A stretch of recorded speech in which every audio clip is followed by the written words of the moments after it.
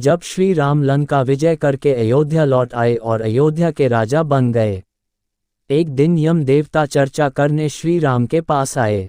उन्होंने श्री राम से कहा कि आप जो भी प्रतिज्ञा करते हैं उसे पूर्ण करते हैं। मैं भी आपसे एक वचन मांगता हूं कि जब तक मेरे और आपके बीच वार्तालाप चले तो हमारे बीच कोई नहीं आएगा, और जो आएगा उसको आपको मृत्युदंड देना पड़ेगा। भगवान राम ने यम को वचन दे दिया। राम ने लक्ष्मण को यह कहते हुए द्वारपाल नियुक्त कर दिया कि जब तक उनकी और यम की बात हो रही है वो किसी को भी अंदर न आने दे, अन्यथा उसे उन्हें मृत्युदंड देना पड़ेगा। लक्ष्मण भाई की आज्ञा मानकर द्वारपाल बनकर खड़े हो गए। लक्ष्मण को द्वारपाल बने कुछ ही समय बीता कि वहां पर ऋषि दुर्वासा का आगमन हुआ। जब दुर्वासा ने लक्ष्मण से अपने आगमन के बारे में राम को जानकारी देने के लिए कहा तो लक्ष्मण ने विनम्रता के साथ मना कर दिया।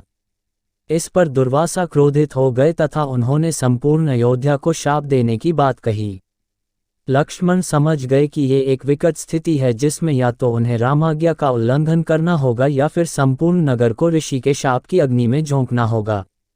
लक्ष्मण ने शीघ्र ही यह निश्चय कर लिया कि उनको स्वयं का बलिदान देना होगा ताकि वो नगर वासियों को ऋषि के शाप से बचा सकें।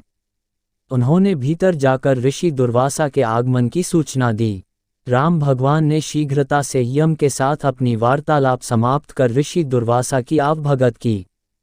परंतु अब श्री राम दुविधा में पड़ गए क्योंकि उन्हें अपने वचन के अनुसार लक्ष्मण को मृत्युदंड देना था।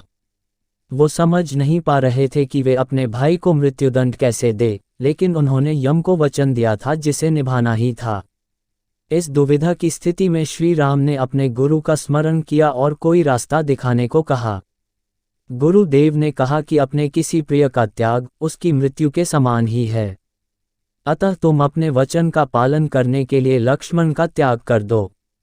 लेकिन जैसे ही लक्ष्मण ने यह सुना तो उन्होंने राम से कहा कि आप भूल कर भी मेरा त्याग नहीं करना, आपसे दूर रहने से तो यह अच्छा है कि मैं आपके वचन का पालन करते हुए मृत्यु को गले लगा लूं।